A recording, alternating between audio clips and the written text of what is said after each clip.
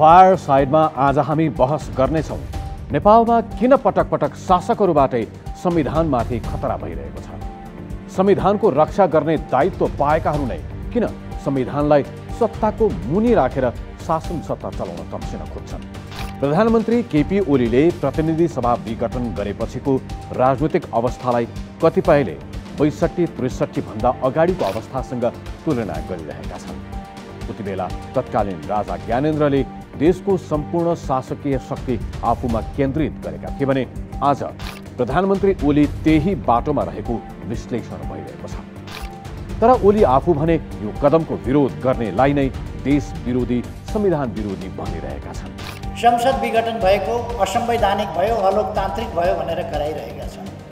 ती कराउने मान्छेहरू संविधान विरोधी, ती कराउने मान्छेहरू लोकतन्त्र विरोधी, ती कराउने मान्छेहरू देश विरोधी, ती कराउने मान्छेहरू जनविरोधी मान्छेहरू। एकातिर प्रतिनिधि सभा विघटन ठिक कि बेठिक भन्ने बहस नै सर्वोच्च अदालतमा लम्बे तान चलिरहेको छ।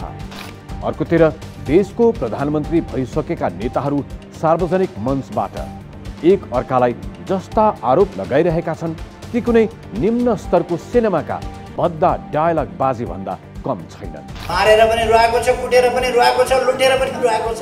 यो नौटंकी नभए के हो यो? जोक गरिरहेछ, जोक। असारै खतम पार्यो। सबै भाटकुट पारेको छ, खुसी भएर हिँडेको छ। ताण्डव नाच भन्छ नि, ताण्डव नृत्य। मन त उहाँको नृत्यलाई ताण्डव नृत्य जस्तो लाग्छ। भाङ खाएर नाचेर जस्तो। तत्काललाई अदालतको फैसला नआएसम्म आरोप प्रत्यारोपको यो घिनलाग्दो श्रृङ्खला चल्ने निश्चित छ। सत्तारूढ दल नेकपा दुई टुक्रामा विभक्त छ, तर त्यसको आधिकारिकता टुङ्गो लागिसकेको छैन। सरकारको कदमको विरोधमा सडकमै आइसकेको प्रतिपक्षी दलभित्र वर्तमान राजनैतिक घटनाक्रमलाई हेर्ने दृष्टिकोणमै विवाद छ। घोषित तर विवादित निर्वाचनका कारण पनि अरू विपक्षीको स्वर समेत तितर बितरको अवस्थामा छ। संविधान जारी भएपछि स्थापित भएको भनिएको राजनैतिक स्थिरता किन यति चाँडै खलबलियो? विधिमा शासन चलाएर देशलाई युग सुहाउँदो बाटोमा लैजानु पर्ने बेला नेकपा नेतृत्वले देशलाई जुन ठाउँमा पुर्याएको छ यसले देशलाई थप कति समयसम्म अस्थिर बनाइरहने हो यकिन छैन। राजनीतिका सुकिला कोडभित्र देखिएको यो फोहोर राजनीतिको उपचार के होला? संसद पुनस्थापना भए पनि नभए पनि, घोषित निर्वाचन भए पनि नभए पनि देशले अहिले भोगिरहेको राजनीतिक जालझेलको यो चक्रव्यूहबाट बाहिर आउन सक्ला त? यो राजनीतिक सङ्कट शक्ति राष्ट्रको स्वार्थको लडाईँ हो वा असक्षम राजनीतिक नेतृत्वको स्वाभाविक परिणति?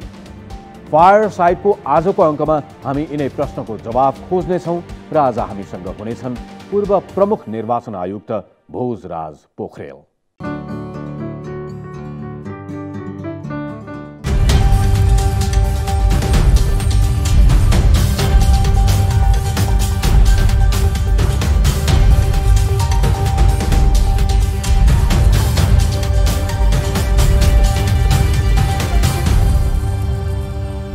भोजराज पोखरेल नेपालको राजनीतिको कठिन मध्येको एक 2064 सालमा सम्पन्न संविधान सभाको निर्वाचन गराउने प्रमुख आयुक्त हुन्। नेपाल सरकारका सचिव भएर लामो समय सेवा गरेका पोखरेल राजनीति र सुशासनको पक्षमा निरन्तर वकालत गर्ने पात्र हुन्। पोखरेल सर, स्वागत छ फायर साइडमा। धन्यवाद रुपेशजी, खुसी लाग्यो यहाँसँग कुरा गर्नु पाएँ। धन्यवाद छ समयको लागि। ताजा विषयबाटै सुरु गरौँ जस्तो लाग्यो। निर्वाचन आयोगले नेकपाका दुईवटा समूह खेमा, पक्ष, गुट जे भनौँ यी विभाजित स्वरूपमा आफ्नो गतिविधिहरू अगाडि बढाइरहेका छन्, तर कानुनी मान्यता प्राप्त गरिसकेको थिएन। निर्वाचन आयोगले पछिल्लो समय दुवै समूहका गतिविधि र निर्णयहरू अवैधानिक छन् भन्ने प्रकृतिको बेहोराको निर्णय गर्यो। तपाईँको कुनै कमेन्ट यसमा? अब उसले गरेका निर्णयका सबै साङ्गोपाङ्गो भन्छ, भित्री कथा उहरू नहेरिकन यो विषयमा मलाई कमेन्ट गर्न गाह्रो हुन्छ। तर एउटा कुरा चाहिँ मलाई के थाहा छ भने निर्वाचन आयोगले पहिलेदेखि नै पटक पटक के भन्दै आएको थियो भनेदेखि यो विवाद सम्बन्धी विषय आयो भो दलको विवाद निरूपण गर्नको निमित्त राजनीतिक दल सम्बन्धी ऐनको दफा 44 को प्रक्रियामा आउनुपर्छ। 51मा चाहिँ 51बाट उहाँहरू प्रवेश गर्न खोज्नुभयो, 51बाट हामी चाहिँ 44 को प्रक्रियामा जान सक्दैनौँ, त्यसैले त्यो 44 को प्रक्रियाबाट आउनुपर्छ भनेर पहिलेदेखि नै उहाँहरूले दलहरूलाई सूचित गरेको भनेका कुराहरू चाहिँ हामीसँग सेयर गर्नुभएको थियो उहाँहरूले। पोखरेल सर, यो दर्शकका लागि पनि सजिलोको लागि यहाँ पूर्व प्रमुख निर्वाचन आयुक्त भएकै नाताले पनि यो दफा 44 र दफा 51 यसभित्र के छ, फरक के हो, यो बारेमा पनि थोरै प्रश्न पारिदिनु भयो भने दर्शकलाई पनि सजिलो हुन्छ।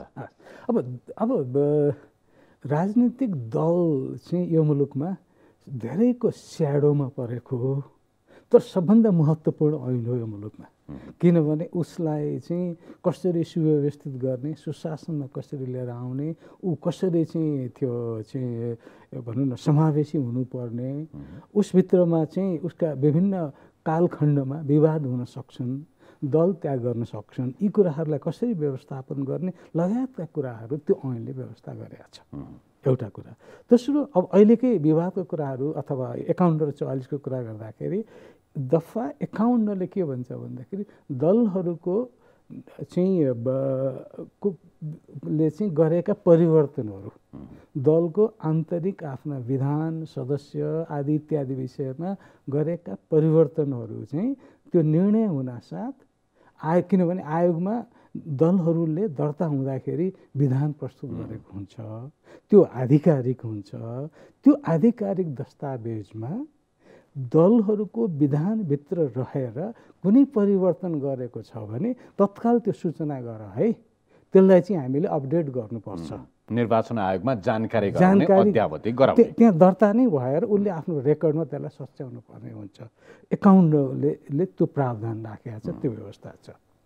दफा 44 भनेको चाहिँ यो परिच्छेद 9मा राजनीतिक दलको परिच्छेद 9 को 43देखि 46 सम्म चाहिँ दलहरूको विवादको निरूपणको व्यवस्थापनको कुराहरू गरेका छ।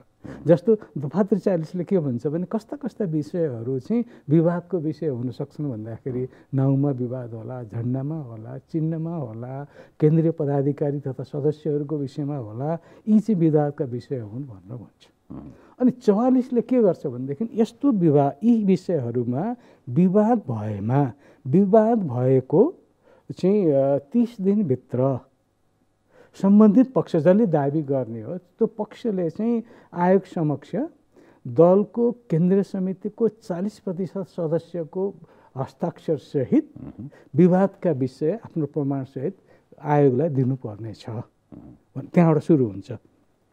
अनि यसको निरूपण गर्ने क्रममा के भन्छ भनेदेखि त्यही उसभित्र विभिन्न उपदफाहरू छन्। त्यसको क्रम के भन्छ भने त्यस्तो विवादको कुरा आइसकेपछि आयोगले अर्को पक्षलाई यस्तो कुरा आयो, तिम्रो यसमा के भनाइ छ भनेर 15 दिनको समय दिनुपर्छ उसको सुन्नलाई, राय लिनका लागि, उसको आफ्नो कुरा त सुन्नु पर्यो प्रष्टीकरणका लागि। अनि त्यसभित्र पनि त्यो दलले चाहिँ जवाफ दिनलाई विभिन्न कारणले सकेन र समय माग्यो भने आयोगले अर्को 10 दिनको म्याद पनि थप गर्न सक्छ। अनि यसरी 10 थपिएको 10 दिनभित्रमा त्यो जवाफ आए पनि नआए पनि त्यसबाट त्यो मितिदेखि 45 दिनभित्र दलको विवादको निरूपण गरिसक्नु पर्नेछ भनेर टाइमिङको कुरा एउटाहरू गर्छ। किनभने टाइमले निर्णय होस् भनेर एउटा पक्ष।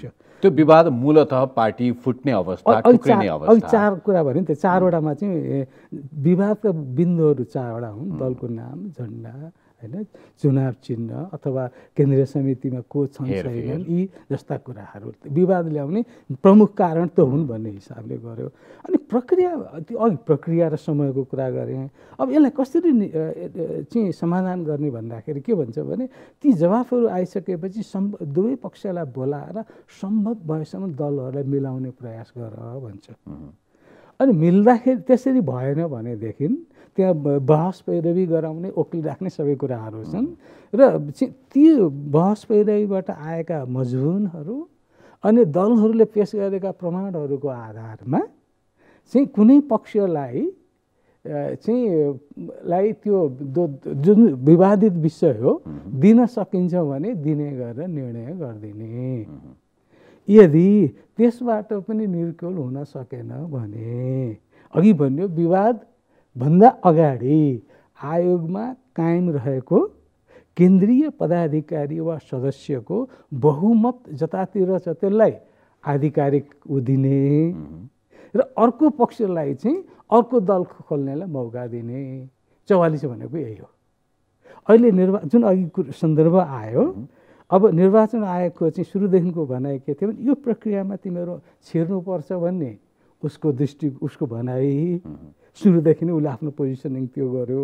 दलहरूले चाहिँ अब भनौँ न विवादित पक्षहरूले चाहिँ होइन 51 बमोजिम नै भन्यो भन्दाखेरि अहिले उसले के गर्यो भन्दाखेरि तिमीहरू दुईटै पक्षले जे जति परिवर्तन अहिले आफूले गऱ्यौँ भनेर भनेका छौ त्यो कुरा लिगल्ली छैन, तिमीहरूको विधान बमोजिम छैन। एक्ज्याक्टली। अब निर्वाचन आयोगकै शब्दलाई सापट्टि लिएर भन्ने हो भने निर्वाचन आयोगले भन्यो नेकपाका यी दुवै समूहका गतिविधिहरू वैध छैनन् भनिरहँदा अब वैध नेकपा चाहिँ खोइ त कुन चाहिँ हो त? अब दुईटा नभएपछि बाँकी नेकपा त छैन होला। अब प्रश्न त्यही नै छ भने एउटा चाहिँ अब त्यो निर्णय अघि त्यसैले मैले भने कि त्यसभित्र नपसिकन अन्तर्विस्तु नहेरिकन मलाई भन्न गाह्रो हुन्छ। तर बाहिरबाट झट्ट सुन्दाखेरि के देख्यो भन्दाखेरि नेकपा भन्ने दल हिजो थियो अहिले पनि छ, त्यसमा विवाद छैन, त्यो जस्तो थियो त्यस्तै छ भने त्यो देखायो। फुट्या छैन, पुरानै संरचना, पुरानै नेतृत्व, पुरानै केन्द्रीय कमिटी सहितको पुरानै विधान अनुसारको नेकपा यदि छ भने त्यो मात्रै वैध हो। त्यसबाहेक त्यसमा केही परिवर्तन भयो, बदलाव भयो भने त्यो वैध हुँदै होइन। त्यो जुन हिजोको दिनसम्ममा जुन सूचना उनीहरूले दिएको छ त्यो सूचनालाई चाहिँ मैले ग्रहण गर्दिनँ भनिदियो। दलहरूले दिएका सूचनालाई हामी मान्दैनौँ किनभने तिम्रो विधान अनुरूप भएन भनेर उसले त्यो पोजिसन बनायो।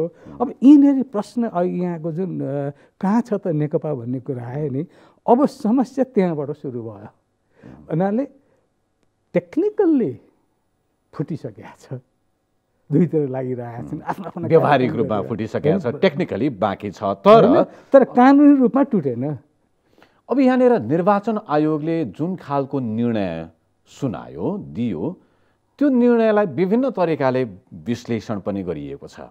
नेकपाको एउटा पक्षले निर्वाचन आयोगले यो विवाद झन् लम्ब्याउने प्रयत्न पो गरिरहेको छ कि भन्ने शङ्का पनि प्रकट गरेको छ। कतिपयले निर्वाचन आयोगले नेकपालाई मिलाउने बाटो अपनाउने तरिका पो अपनायो भन्ने पनि टिप्पणी गरेका छन्। कतिपयले निर्वाचन आयोगले अलि झटपट अलि सजिलोसँग व्याख्या गर्नुपर्थ्यो, यो विवाद निरूपण छिटो गर्नुपर्थ्यो पनि भनिरहेका छन्। तपाईँको बुझाइमा निर्वाचन आयोगले यो विवादलाई अल्झायो कि सजिलो बनायो? अब उसको बुझाइमा एउटा आएको जुन उसको अगाडि आएको समस्यालाई निरूपण गरेँ भन्ने लाग्या हुनुपर्छ, किनभने बर्डेन त्यहाँ थियो हिजो, यो बर्डेन मबाट अन्त पछ्यायो भन्ने एउटा झट्ट हेर्दा त्यो देखिन्छ।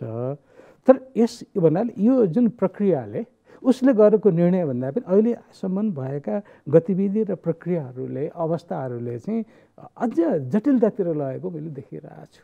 उसको निर्णयलाई मात्रै नहेरौँ होइन, उसको निर्णयको विषयमा त अघि हामीले कुरा गरिहाल्यौँ, तर यो जुन भनौँ न सबैको एउटा अपेक्षा, यो भित्री कुरा बुझ्नु जसले बुझिराखेका थिएन।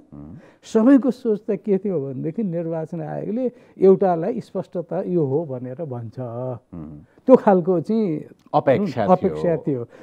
हुनसक्छ सम्बन्धित विवादित दलहरूमध्ये कसैको त्यो चाहना पनि हुन सक्दछ है, तर आयोगले त्यसभित्र प्रवेशै गर्न चाहेन। नचाहेको मतलब के हो भनेदेखि ऊ भन्छ नि युद्धको बेला एउटा भन्छ नि युद्ध समाप्त भएको होइन, युद्ध चाहिँ त्यो स्थगन भएको हो क्या। आज प्रतिनिधि सभा विघटनको प्रधानमन्त्रीको कदमपछि यी दुईवटा दलहरू वा व्यवहारिक रूपमा फुटेका दलहरूको एक खालको विवाद त छँदै नै छ। सर्वोच्च अदालतमा यो मुद्दा विचाराधीन छ, बहस हरेक दिन भइ नै राखेको छ। एक हिसाबले देश त युद्ध मैदान जस्तो भइराखेको छ नि, तपाईँ त्यस्तो देख्नुहुन्छ?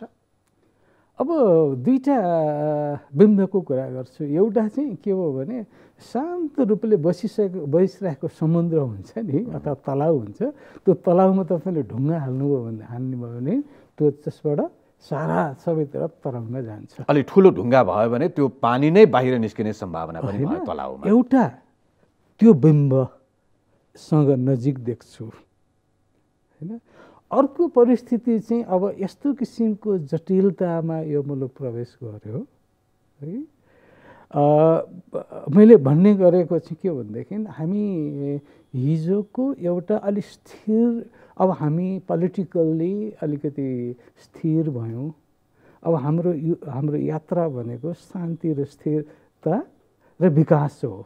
स्थिरता शान्ति हामीले पायौँ, अबको स्थिरता हाम्रो के अरे यो संविधान आएपछि स्थिरता पनि हामीले पोलिटिकल स्टेबिलिटी के अरे स्थिरता हामीले प्राप्त गऱ्यौँ। अबको हाम्रो गन्तव्य भनेको चाहिँ समृद्धितर्फ भनेर एउटा समृद्धिको पाटोमा लाग्छ मुलुक भनेको बेलामा यो निर्णयले त के गरिदियो भनेदेखि हामीलाई फेरि अँध्यारो सुरुङतिर लगिदियो। 62-63 को आन्दोलनबाट प्राप्त उपलब्धिलाई संस्थागत गर्दै संविधान सभाको निर्वाचन भयो, संविधान सभाबाट संविधान जारी भयो, संविधानले विभिन्न उपलब्धिहरू जनतालाई सम्पन्न गर्यो अधिकारहरूबाट। के अब त्यो संविधानले व्यवस्था गरेका कुराहरू वा भनौँ संविधान आफै यो जोखिममा परेको छनक हामी पाइरहेका हौँ?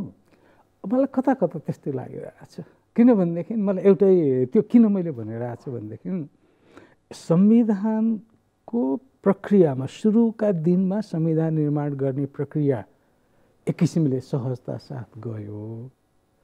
अन्तिम बेला संविधान जारी गर्ने बेलामा सबै प्रक्रिया पद्धति आफैले विकास गरेका प्रणालीहरूलाई चाहिँ मिचेर संविधान जसरी आयो भनौँ न 2-3 लिडर्सहरूले चाहिँ गाइड गरेर कन्स्टिट्युसन आयो, त्यतिखेरदेखि नै संविधानको स्वामित्वका विषयमा चाहिँ प्रश्न उठेको थियो होइन। भलै त्यो प्रश्न उठाउने जुन शक्तिहरू थियो उनीहरूले चाहिँ देशभित्रको शक्तिहरूले चाहिँ अब बिस्तारै यस संविधानभित्र नै क्रियाशील भएर यसमा चाहिँ सुधार गर्नुपर्छ भन्ने रियलाइजेसन गरेर त्यो प्रोसेसमा आइसकेको एउटा अवस्था थियो होइन।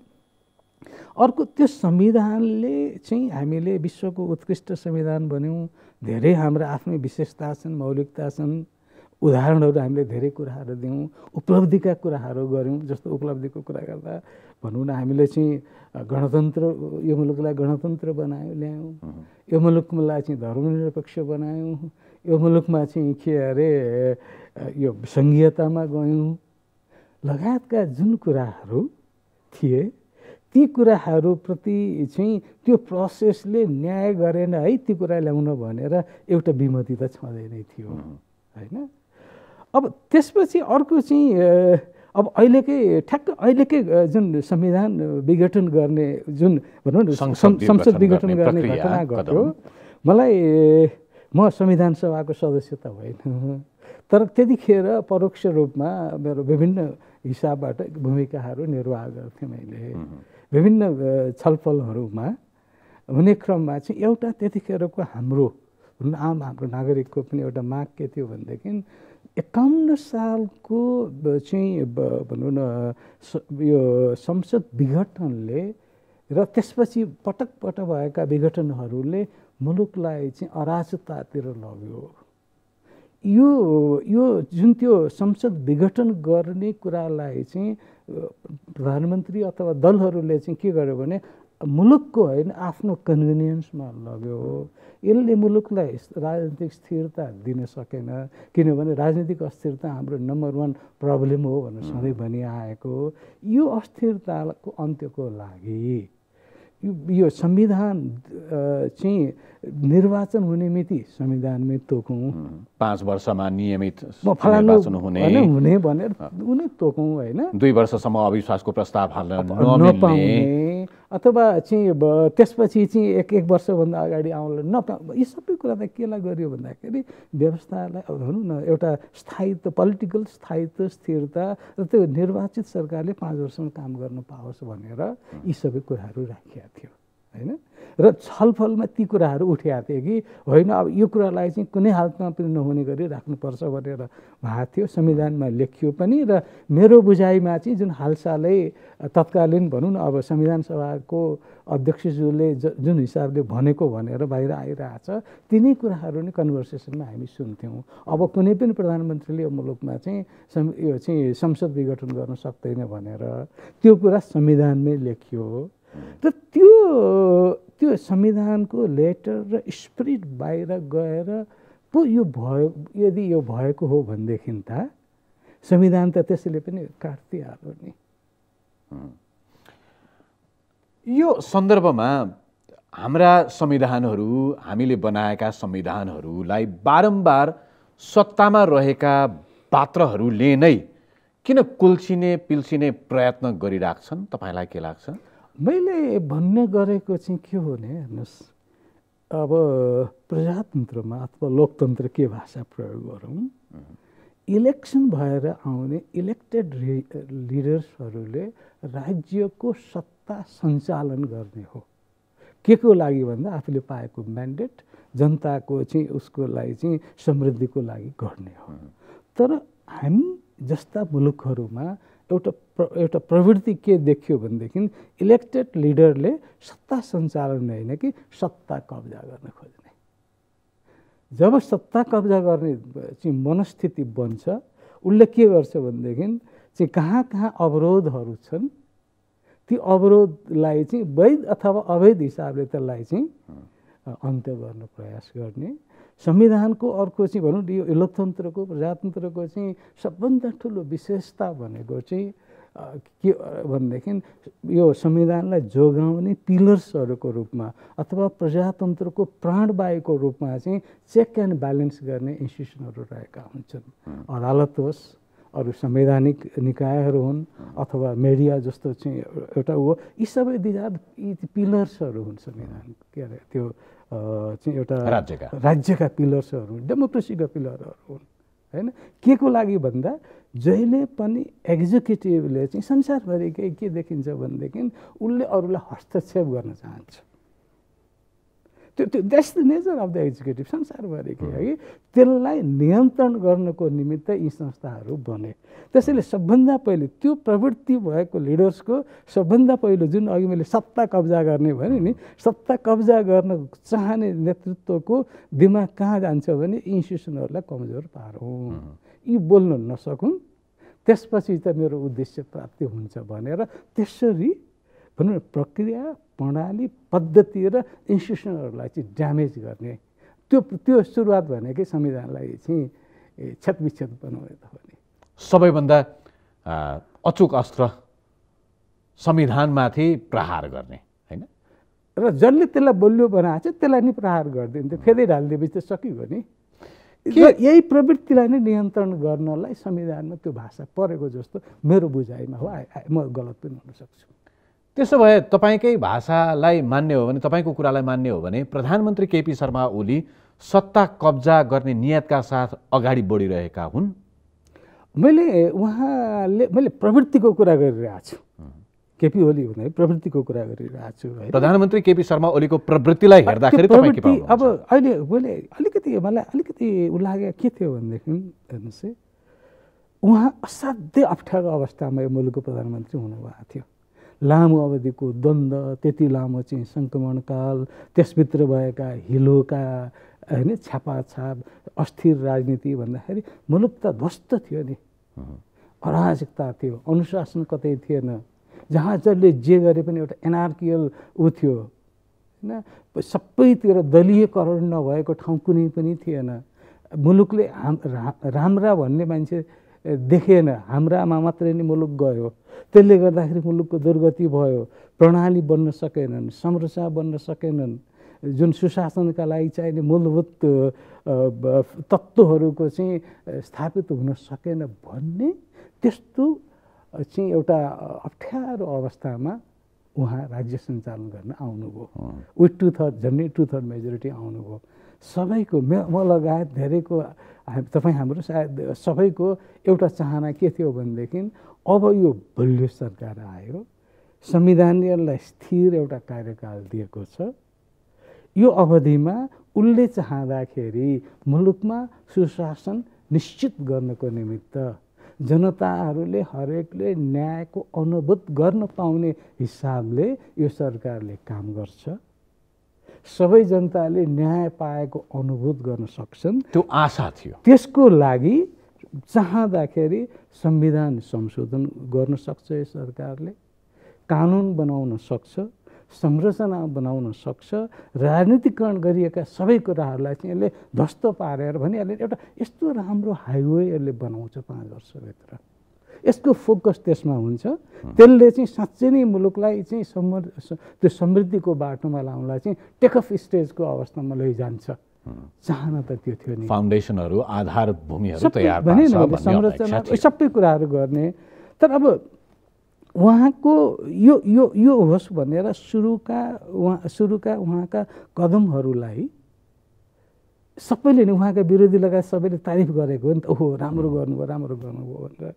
तर बिस्तारै त्यो कुराबाट अलिकति विमुख हुँदै गएको अनुभूत जनताले गर्न थाल्यो। किनभनेदेखि जब शक्ति सञ्चय गर्ने संस्थाहरू आफू अन्तर्गत हुने, हिजो चाहिँ एउटा मुलुक केमा चिन्तित थियो भनेदेखि मुलुकले चाहिँ राम्रो होइन हाम्रोमा चाहिँ। म यसलाई अलिकति अलि ब्रेकडाउन गरेर पनि हेरौँ। आजभन्दा 15-16 वर्ष अगाडिको सन्दर्भ सम्झिने हो भने नेकपा एउटा किता, अहिले विभाजित एउटा किताका अध्यक्ष पुष्पकमल दाहाल, उति बेला नेकपा माओवादी, एकीकृत माओवादी, पछि माओवादी केन्द्र, विभिन्न नाममा विभिन्न कालखण्डमा त्यो पार्टीले पायो। त्यसका अध्यक्ष पुष्पकमल दाहालले र उनका अरू नेताहरूले पनि सार्वजनिक रूपमा पनि भन्ने गरेको हामी सत्ता कब्जा गर्नेछौँ भन्ने सार्वजनिक अभिव्यक्ति नै हुन्थ्यो। त्यसका आधारमा विभिन्न रणनीतिहरू बनाएर अघि बढेको देखिन्थ्यो। नेकपा एमालेसँगको एकीकरणलाई पनि त्यो पार्टीले र पुष्पकमल दाहालले एउटा रणनीतिको रूपमा प्रयोग गरे भनेर विश्लेषण पनि हुन्थ्यो। पछिल्लो समय यी दुईजना नेताहरूमा कसले सत्ता कब्जा गर्ने भन्ने प्रतिस्पर्धामा केपी ओली अगाडि बढ्नुभयो, उहाँले जित्नुभयो, उहाँ जित्ने क्रममा हुनुहुन्छ भन्ने तरिकाले बुझ्दा हुन्छ। अब मिलेको जुन आधार र परिस्थितिमा उहाँहरू मिल्ने भयो त्यतिखेरको मिलन पनि अलिकति असहज अवस्थाको थियो। किनभनेदेखि सिद्धान्त एउटा चाहिँ दीर्घकालीन रणनीति त्यो व्यापक रूपमा कार्यकर्ता स्तरसम्म छलफल भएको त थिएन। अँध्यारो कुनामा दुईजना बस्नुभयो, के सहमति गर्नुभयो, त्यो सहमति भएको भोलिपल्टदेखि नै दलभित्र आवाज नआए पनि गुनासो त दुवैतिर थियो होइन, त्यसको कन्टिन्युटी। अब चाहिँ समस्या चाहिँ अब भनौँ सतहमा आएका समस्याहरू हामीले के देखाएको थियौँ भने उहाँहरूले भित्री कुरा कोठामा के सहमति गर्नुभएको थियो, बाहिर त्यसको कार्यान्वयन भनेर लडाकु मचिन थाल्यो। झगडाको बिन्दु त तिनै नै हुन् होइन। अब यी सबै परिवेशको परिप्रेक्ष्यमा मलाई अलिकति उहाँहरूले भनौँ यतिखेर चाहिँ प्रधानमन्त्री स्वयं त 1 नम्बरको अध्यक्ष पनि बनेको, मुलुकको अभिभावक, दलको पनि अभिभावक उहाँ हो होइन। उहाँले आफ्नो घरलाई मिलाउने जति प्रयास गर्नु पर्थ्यो, दलभित्रका पार्टी अथवा यो कमिटीहरू के निर्णय प्रक्रियाहरू सबैलाई सहभागी गरेर सबैको मन जित्न सक्ने खालको परिस्थिति निर्माण गर्न जति उहाँले प्रयास गर्नुभएको थियो, त्यो प्रयासहरूमा चाहिँ त्यो खालको प्रयास भएको चाहिँ भित्री रूपमा भयो होला। बाहिरबाट हेर्दाखेरि त के देखियो भनेदेखि भनौँ न चाहिँ पार्टीका बैठकहरूबाट चाहिँ आफू अलिकति अलग हुने अथवा चाहिँ तटस्थ रहने अथवा नजाने होइन, अथवा संसद पार्टी भन्दा म माथि छु भन्ने खालको एउटा अनुभूति होइन। अर्को चाहिँ अब अर्को अवस्था चाहिँ उहाँलाई के हो भनेदेखि पार्टीभित्र झगडा भयो, म संसदमा गएर चाहिँ मेरो कुरा राख्छु। किन संसदीय व्यवस्थामा त सबभन्दा ठुलो भने त कार्यकारी केन्द्र त प्रतिनिधि सभाप्रति उत्तरदायी हुन्थ्यो। उसलाई बलियो बनाउने, उसले ठिक गरेन भने चाहिँ बेठिक गरिस् भनेर भन्ने सबै अधिकारी त त्यो हो नि त, होइन? संसदमा गएर यो कुराहरूलाई चाहिँ राखेर एउटा पोजिसन बनाइदिएको भए पनि एउटा अवस्था हुन सक्थ्यो, होइन? तर अब मार चाहिँ कहाँ पर्यो भन्दाखेरि घर झगडाले गर्दा मुलुकमा आगो लाग्यो हेर्नुहोस्। म त्यसरी बुझिरहेको छु।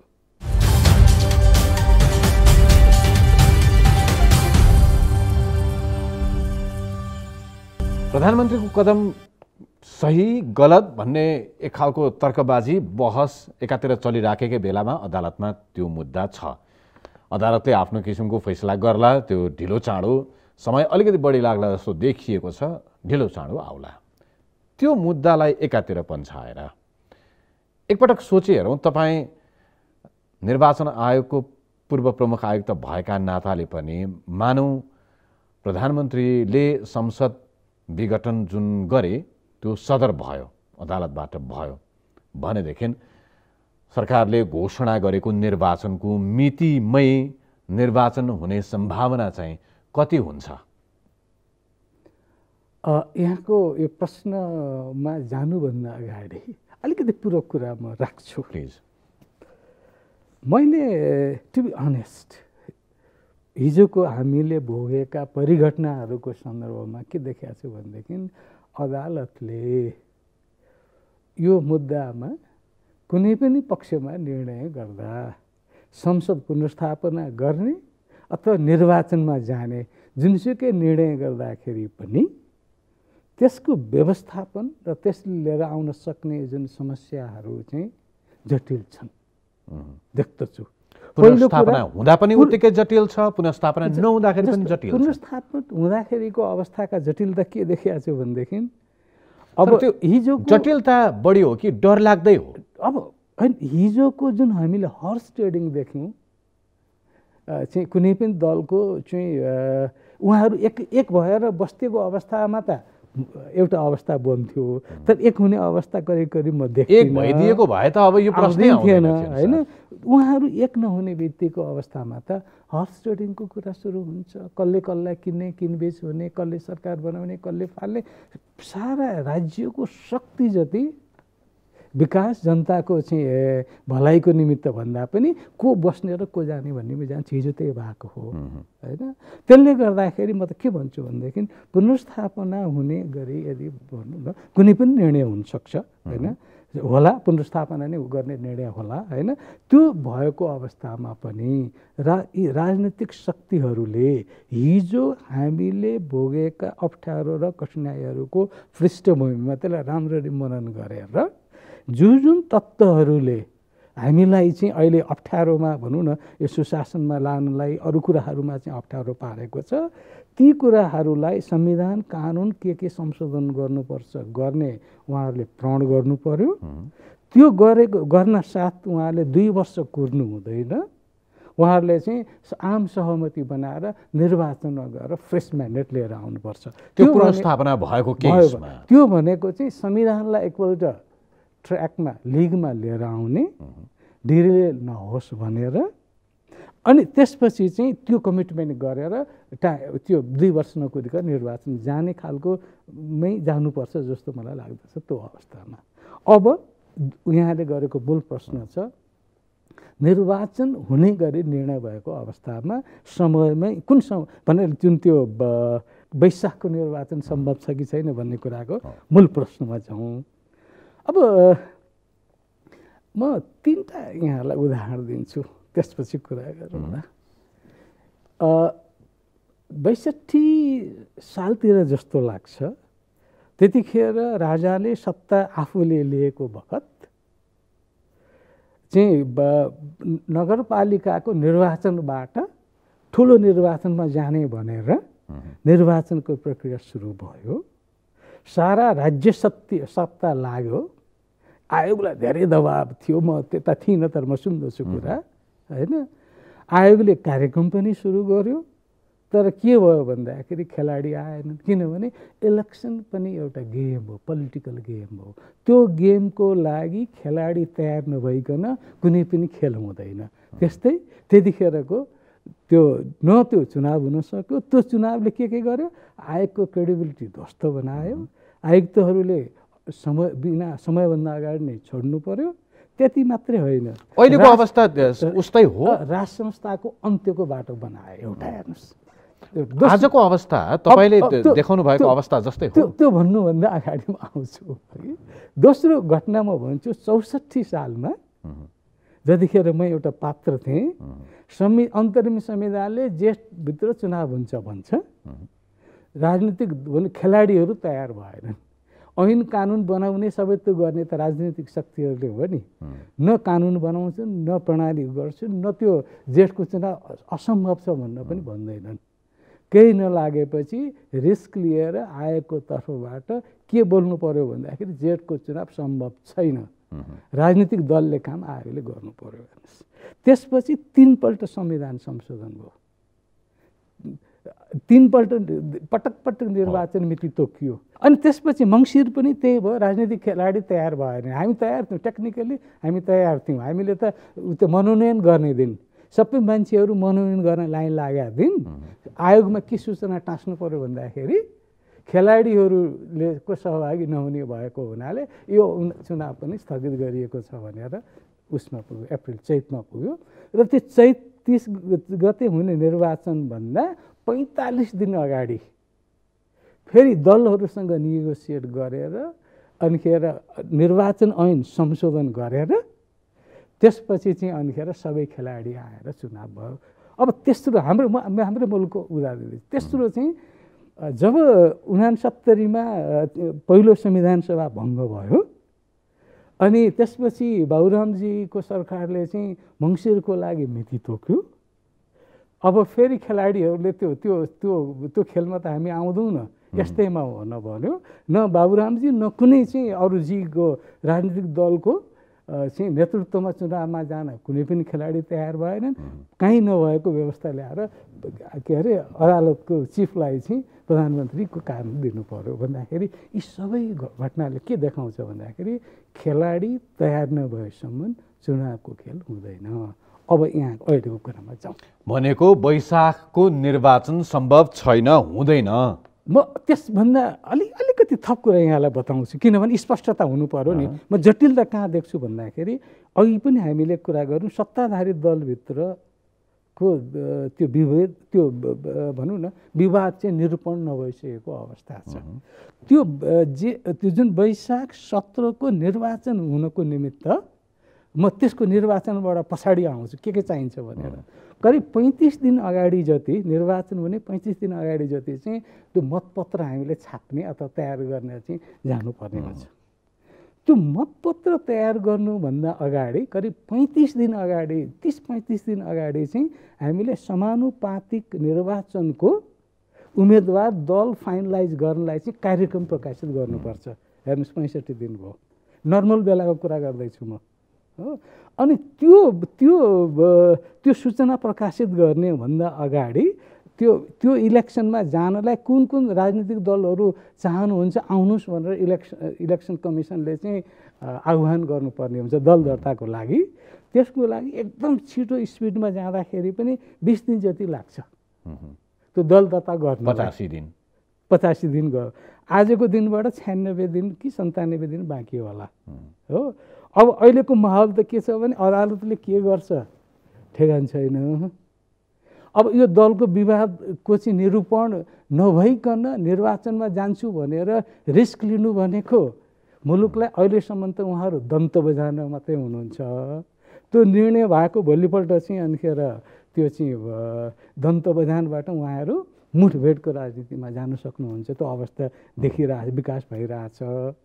र जुन हिसाबले अब भनौँ न धेरै दलहरू अहिले चाहिँ निर्वाचनमा भनेर संविधानकोलाई चाहिँ त्यो जुन भनौँ संविधानलाई लिगमा लिएर आउनुपर्छ भनेर आन्दोलन गरिरहेको अवस्थामा छ भन्दाखेरि एउटा नर्मल अवस्थाको इलेक्सन हुँदा आजको दिनबाट हामीसँग 96-97 दिन भनेको निर्वाचन गराउन टेक्निकली आयोगले सक्छ हैन। तर अहिले जटिलता व्यावहारिक जटिलताहरू अलि धेरै देखिन्छन्। अलि जटिलता कहाँनिर रह्यो भनेदेखि खेलाडीहरू आउँछन् कि आउँदैनन्। खेलाडी नभएको इलेक्सन गर्ने। अब यहाँनिर प्रधानमन्त्रीले सार्वजनिक रूपमा घोषणा गरिरहनुहुन्छ वैशाखमा निर्वाचन भएरै छोड्छ, संसद पुनर्स्थापना हुने कल्पना गर्दै नगर भनेर भन्नुहुन्छ। म यो प्रश्न गर्दै गर्दाखेरि त्यो कल्पना गरिराखेका पनि छैन। म के मात्रै भन्दैछु भने वैशाखको निर्वाचन तपाईँको भनाइमा अब सम्भव छैन भनेदेखि त्यसो भए गाह्रो छ भनिरहेको छु। सम्भव छैन भनिरहँदाखेरि ल मानौ तपाईँले देखाएका जटिलताहरूलाई नै सामना गर्दै निर्वाचन सम्भव भएन भने प्रधानमन्त्रीको आफ्नो राजनैतिक वैधता, नैतिक वैधता, संवैधानिक वैधता चाहिँ बाँकी रहन्छ त? यसको पनि दुईवटा कुराहरू अहिले उहाँहरूले किन भन्दै हिँड्नु भन्छ भन्दाखेरि उहाँले त त्यो कदममा स्टेप चालिसक्नुभयो। त्यो स्टेपलाई चाहिँ यो ठिक छ भनेर त उहाँको सबै मतदातालाई भन्नु पर्यो, इस्टाब्लिस गर्नु पर्यो, कन्भिन्स गर्नु पर्यो होइन। त्यो आधार त त्यो उहाँले अहिले नै हुँदैन भनिदियो भनेदेखि त उहाँको त त्यो कदम नै फिजल आउट भइहाल्यो नि एज ए पोलिटिसियन होइन। त्यसको के इम्प्याक्ट पर्छ, अदालतलाई के पर्छ, कसो हुन्छ, उहाँको क्रेडिबिलिटी कुन ठाउँमा रहन्छ, त्यो दोस्रो कुरा उहाँ आफैले सोच्ने कुरा हो। तर चाहिँ वैशाखमा चुनाव गर्छु भनेर घोषणा गर्नेले गराउँछु त भन्नु पर्यो होइन, एउटा पारा। दोस्रो कुरा भनौँ न, कहिलेकाहीँ यो मुलुकमा चमत्कार पनि हुन्छ। म भन्छु चमत्कार हुन्छ होइन। कुनै चमत्कार भएर चुनाव हुन सकोस् र त्यो चमत्कार भनेको यो जुन फुट्न खोजेको चाहिँ दल एकै ठाउँमा आएर हामी चुनावमा जान्छौँ भनेर हातमालो गरेर आउनु हो भने मजाले चुनाव हुन्छ। प्रधानमन्त्री आज मात्रै पशुपतिनाथको दर्शन गर्न जानुभएको छ, त्यही चमत्कारको तयारीको लागि हो। नेपाली जनताले अब यस्तै चमत्कारकै अपेक्षा मात्रै गरेर बस्ने कि अब त्यो जुन यदि निर्वाचन भएन भने जुन खाडल हुन्छ, त्यो जुन भोइड हुन्छ, त्यसमा के गर्ने अथवा त्यो स्थिति कस्तो हुन्छ भनेर पनि आजबाट सोच्ने? त्यो कुरा त सधैँ नै राज्य सत्ता सञ्चालन गर्ने क्रममा सबैले सोचिराखेका हुनुपर्छ। जस्तोसुकै समस्याहरू पनि आउन सक्छन् मुलुकमा, कुन समस्या आउँदाखेरि कुन रणनीतिले काम गर्ने भनेर मुलुकले सोच्नुपर्ने हुन्छ होइन। त्यसैले अहिलेकै प्रश्नमा फेरि फर्केर जाँदाखेरि चाहिँ उहाँ धेरै खालको चाहिँ एउटा नैतिक मात्रै होइन कि अरू समस्यामा पनि पर्नुहुन्छ। यदि वैशाखमा चुनाव हुन नसकेको अवस्थामा, किनभने त्यो उहाँभन्दा पनि 6 महिनाभित्र संविधान यो चाहिँ भनौँ न चुनाव गराइसक्नुपर्छ संविधानको भाषाअनुसार। वैशाखमा नहुने चुनाव अब असारमा गएर हुने सम्भावना कम हुन्छ होइन। निर्वाचनका लागि त्यो उपयुक्त मौसम पनि हुँदैन। त्यो वैशाखमा नभएको 15-20 दिन पछाडि हुन्छ भनेर कसरी कल्पना गर्ने होइन। त्यो अवस्थामा चाहिँ सबभन्दा ठुलो भ्याकुम भनेको चाहिँ कन्स्टिट्युसनल भ्याकुम हुन्छ। अनिखेर त्यो भ्याकुम अघि नै मैले सुरुमै यहाँलाई इन्डिकेट गरेका थिएँ, हामी चाहिँ त्यही भएर सुरुङ भने नि त। त्यो भ्याकुमको व्यवस्थापन हामी कसरी गर्छौँ होइन। त्यो प्रश्नको उत्तर मसँग छैन, तर त्यो प्रश्नको उत्तर मुलुकले खोज्न ढिलो गर्नु हुँदैन। सायद तपाईँले 1 वर्ष अगाडि यस्तै कुराको सङ्केत गर्नुभएको थियो। फायर साइडको त्यति बेलाको एउटा कार्यक्रममा मेरा पूर्ववर्ती प्रस्तोतासँग तपाईँले भन्नुभएको थियो राज्य प्रणालीमाथि नन स्टेट एक्टर्सको हावी हुने क्रम बढ्दो छ, यसले स्टेट फेलरको अवस्थातर्फ देश मुलुक अगाडि बढिराखेको छ भनेर तपाईँले भन्दै हुनुहुन्थ्यो। ती फ्याक्टरहरू आज कहाँ छन्? ती एक्टरहरू आज कहाँ छन्? आफ्नो आफ्नो ठाउँमा सक्रिय होलान्। र तपाईँले भनेको त्यो भ्याकुम, कन्स्टिट्युसनल भ्याकुम क्रिएट गर्ने काममा उनीहरूको पनि सक्रियता छ। उचाल्ने र पछार्ने सबैतिर हुन्छन्। यसमा त रमित हेर्नेलाई त रमित हेर्नु छ होइन, उचालो पछारो रमित हेर्नु हो। मुख्य कुरा चाहिँ अरूलाई दोष दिने होइन, हामी आफू ठिक भएनौँ। नै हाम्रो यो त्यति भनिसकेपछि तपाईँले प्रश्न पार्नुपर्ने पनि होला के अहिले पनि ती नन स्टेट एक्टरहरूले राज्य प्रणाली चलाइरहेका छन्? यो सबै राजनैतिक प्रणालीहरू, राजनैतिक गतिविधिहरूमा उनीहरूको सहभागिता छ, उनीहरूको हात छ, उनीहरूले चलाइरहेका छन्?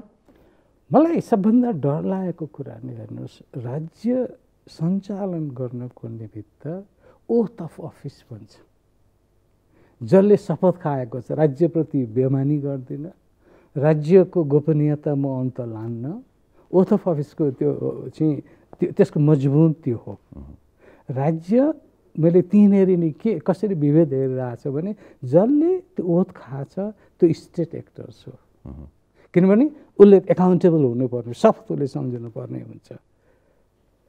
जुन एक्टरले शपथ खाएको छैन तर ऊ सत्तामा हावी छ भनेदेखि उता कतै पनि एकाउन्टेबल नहुने भयो।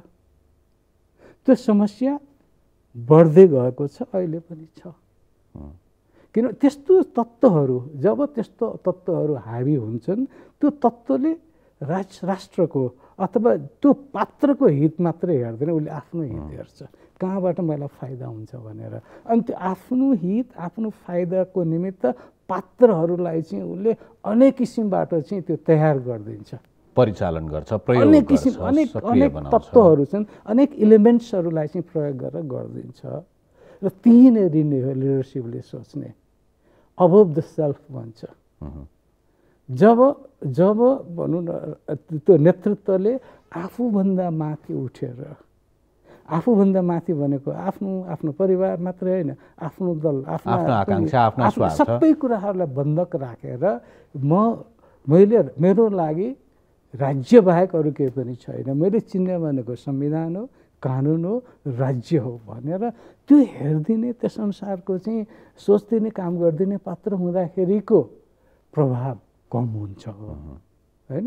त्यो भएन भनेदेखि त त्यो गाँज्ने भन्छ नि, अझ बढी गाँज्ने अवस्था हो। पौडेल सर, मैले बुझ्न चाहेको, सोध्न चाहेको चाहिँ अझै प्रष्ट शब्दमा भन्दाखेरि गएको वर्ष तपाईँले ती नन स्टेट एक्टरहरूको सक्रियताका बारेमा कुरा गरिरहँदाखेरिको अवधि र आजको स्थितिसम्म अहिले जे भइराखेको छ यसमा शक्ति राष्ट्रहरूको हानथाप लडाइँको प्रभाव बढी छ वा हाम्रो आन्तरिक राजनीतिक अक्षमताको असर परिणाम स्वाभाविक परिणति ज्यादा छ? मैले झट्ट हेर्दाखेरि त अघि मैले अलिकति भन्न पनि खोजेको थिएँ, घर बलियो भयो भने अरूले प्रयास गरे पनि त्यति सजिलै घर विवादित हुँदैन, घर बिग्रिँदैन। भन्दाखेरि मूल जिम्मेवारी भनेको हामीभित्र छ। हामीले जब आफू चाहिँ असफल हुन्छौँ, घरभित्र झगडा हाम्रो गर्छौँ, त्यो हाम्रो घरमा हामीले नै आगो लगायौँ भनेदेखि त आगो निभाउनु त अरू पनि आउनु भयो, नभए त उसको घरमा पनि आगो लाग्न सक्दछ। त्यसले गर्दाखेरि मूलत हामी जिम्मेवार छौँ। त्योभन्दा भन्दै पनि हाम्रो जुन किसिमको एउटा स्ट्राटेजिक लोकेसन छ,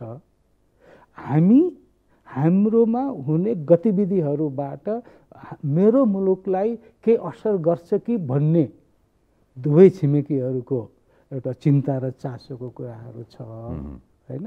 र पछिल्ला दिनहरूमा चाहिँ दुईटै छिमेकीहरूको चाहिँ इन्ट्रेस्ट, एउटाको त धेरै अगाडिदेखि नै हो, अर्को छिमेकीको चाहिँ अदृश्य रूपमा भएको त्यो जुन इन्ट्रेस्ट चाहिँ दृश्य रूपमा नै झन् सशक्त रूपले आइरहेको अवस्था देखिराखेको छ।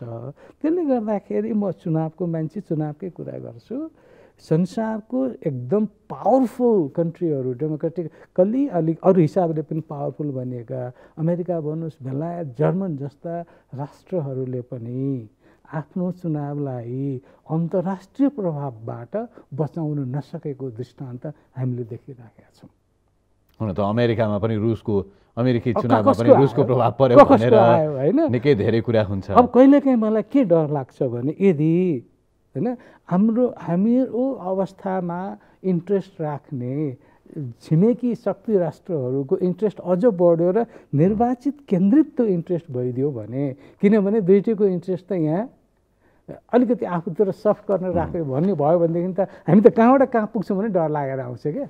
तपाईँले अघि पनि उल्लेख गर्नुभएको थियो एउटा प्रसङ्ग, अहिले पनि यो सन्दर्भमा के चर्चा पनि बजारमा सुनिन्छ भने छिमेकी राष्ट्रका प्रतिनिधिहरूको दौडधुप निकै हुन्छ काठमाडौँमा, ती देशहरूको सक्रियतालाई लिएर अहिले के पनि चर्चा हुन्छ भने, हुन त त्यसका पुष्टि हुने आधार त छैन, अहिले पनि चुनावी सरकार बनाउनुपर्छ, त्यो चुनावी सरकारको नेतृत्व राजनीतिक पृष्ठभूमि बाहेकबाट स्वच्छ छविको इमान्दार व्यक्ति जसको खराब पृष्ठभूमि छैन त्यस्तो पात्रलाई ल्याएर चुनावी सरकारको नेतृत्व दिनुपर्छ भनेर त्यस्तो पात्रको खोजी पनि हुन थालिसक्यो अरे भन्ने चर्चा पनि सुनिन्छ। हामी यो तवरमा फेरि गैर राजनीतिक चरित्रको नेतृत्वमा काम चलाउ सरकार बन्ने, चुनावी सरकार बन्ने अनि त्यसले चुनाव गर्ने बाटोमा अगाडि बढ्नु सही हुन्छ अब वा त्यसरी पत्याउनु आवश्यक हुन्छ? मैले अब धन्यवाद, मैले त्यो कुरा थाहा पाउन पाएँ यहाँ मार्फत। मैले अहिलेसम्म मैले सुनाइरहेको छु। त्यो अवस्थामा जानु भनेको मुलुकको दुर्भाग्य हो, इन्स्टिट्युसनहरूको फेलियर हो, कन्स्टिट्युसनको फेलियर हो, होइन? किनभने हाम्रो कन्स्टिट्युसनले त त्यो परिकल्पना गरेका छैन, होइन? र त्यो अवस्था मैले अब सुखद अवस्था होइन, किनभने त्यो त सधैँ नै आइराख्ने भयो नि त। पहिलेबाट पनि आयो, 72 सालको चुनावभन्दा अगाडि त्यो अवस्था आयो, होइन? 70 भन्दा अगाडिको अवस्था आयो, फेरि पनि आयो, फेरि पनि अर्को तारिक आउला। यस्तो खालको प्रवृत्तिको निरन्तरताले चाहिँ स्टेटका जुन प्रमुख इन्स्टिट्युसन भनेको राजनीतिक दलहरू हो, संसद हो, ती कमजोर हुनु भनेको त स्टेट सकेको नि। यसरी जहिले पनि बाहिरको खोजी हुन थालेर त भन्नाले त्यो दीर्घकालीन समस्याको सम्बोधन होइन। यसले के इङ्गित गर्छ भने हामीसँग केही सिस्टमेटिक प्रब्लमहरू छन्, सिस्टेमिक भन्छ नि, सिस्टेमिक प्रणालीगत केही समस्याहरू छन्। ती प्रणालीगत समस्याहरूको सम्बोधन गर्न मुलुकले थप प्राथमिकता दिनुपर्छ। संविधानमा संशोधन गरेर हुन्छ कि अरू प्रक्रिया र पद्धति प्रणाली गरेर हुन्छ कि त्यो दिशातर्फ सोच्नुपर्छ। हामीले हिजो जुन संविधान बनायौँ त्यो नि उत्कृष्ट भनेर अबको समस्या यो भनाइको पृष्ठभूमिमा त्यसले सम्बोधन गर्दैन भन्ने पृष्ठभूमिमा त्यो आयो भन्ने मलाई लाग्दछ। तपाईँले यो कुरा बारम्बार भन्दै आउनु भएको छ, यही कार्यक्रममा पनि भन्नु भएको छ, तर आज त त्योभन्दा झन् धेरै जटिल कुरा आयो, आज त त्योभन्दा झन् ठुलो समस्या आयो। तपाईँले नै अघि के भन्नुभयो भने संसद पुनर्स्थापना होला भन्ने मान्ने हो भने संसद पुनर्स्थापना भइसक्दाखेरि पनि अवस्था जटिल छ। यदि पुनर्स्थापना भएन र सरकारले घोषणा गरे अनुरूप नै निर्वाचनको तयारी गर्ने हो भने पनि निर्वाचनको वातावरण बन्ने स्थिति पनि छैन। त्यो राजनीतिक दलका कारणले होस् वा निर्वाचन आयोगको आफ्नो तयारी गर्ने क्षमताका कारण होस्। त्यसो भए नेपाली जनताले आजको दिनमा कसको अनुहार हेरेर, कसको अपेक्षा राखेर, कसप्रति आशा राखेर अब देश चाहिँ समृद्धिको बाटोमा जान्छ भनेर पत्याउने? हामी चुकेको पोइन्ट नै त्यही त हो नि। हामी त्यहीँनेरि कहाँ चुक्यौँ भनेदेखि त्यस खालको पात्रहरूलाई, आखिर यी पात्रहरू त जनताले नै पठाएको पात्र त हो नि। जबसम्म त्यस्तो खालको पात्र पठाउने जनता हामी तयार गर्दैनौँ, यो प्रवृत्ति चाहिँ दोहोरिरहँदो रहेछ भन्ने एउटा देखायो। हेर्नुहोस्, अर्को चाहिँ यसले अर्को के देखायो भन्दाखेरि हाम्रा जति पनि हाम्रो क्रेडिबिलिटी साख, सबै संस्थाहरूको साख हेर्नुहोस् त अहिले जहाँ जो पनि शङ्का मात्रै गर्नेछ अदालतको कुरा, त्यसले पनि सही न्याय, हेर्नुहोस् न कस्तो ब्याक अफ द माइन्ड छ भनेदेखि होइन अर्को पक्षमा पो दिन्छ कि हेर्नुहोस् त पहिलोटै मान्छेले धारणा बनाउँछ। आयोगले के निर्णय गर्न सक्छ र भन्छ। जुनसुकै हामीले बनाएका इन्स्टिट्युसनहरू छन् ती सबै इन्स्टिट्युसनहरूको चाहिँ हामीले त्यो क्रेडिबिलिटी सखा पार्यौँ। अपोजिसनको कुरा गरेर भन्नु छ भने होइन, यस्तो बेलामा त अपोजिसन देख्नु पर्ने हो नि, विगतदेखि नै अपोजिसन छैन। यो सारा सबैहरू मिलीभगत गरेर यो सबै ताण्डव गरिरहेका छन् भन्ने पनि चर्चा हुन्छ। प्रधानमन्त्रीले सबैलाई सेटिङ गरिसकेका छन् भन्ने पनि कुरा हुन्छ। यो सबै चाहिँ के हो भनेदेखि सबै संस्थाहरूले आफ्नो साख गुमाएपछि मान्छेको चाहिँ अनिखेर चाहिँ त्यस अनुसार कुरा काट्न पायो नि त। त्यो अवस्था आउनु नि यो मुलुकको लागि दुर्भाग्यको अवस्था हो। त्यसैले म भन्छु कि अब हामीले यी सबै कुराहरू धेरै अगाडिदेखि रियलाइज गर्दै आएको हो। संविधान ल्याएपछि यो कुराको अन्त्य होला भन्ने हाम्रो थियो, त्यसले पनि सम्बोधन गर्न सकेन। किनभनेदेखि केही सिस्टमिक इस्युजहरू म अझै पनि देख्दछु भने अर्को चाहिँ त्यो पात्रहरू परिवर्तन गरेर मात्रै हुँदैन, प्रवृत्ति परिवर्तन हुनुपर्छ।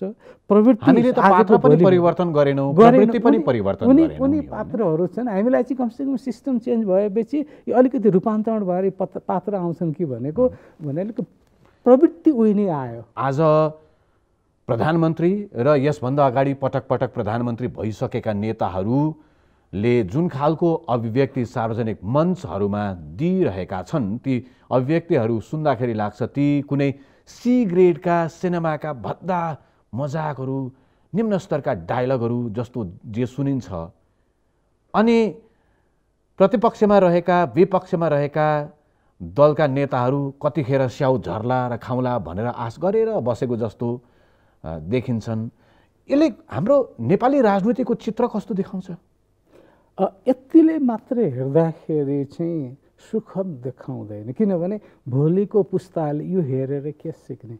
लिडरले बोलेको कुरा त आहा बुझिस् फलानले यस्तो कुरा भनेको थियो, त्यो उसले चाहिँ लिडरलाई हेरेर फलोवर्सहरूले त लिडर्सलाई फलो गर्ने हो नि।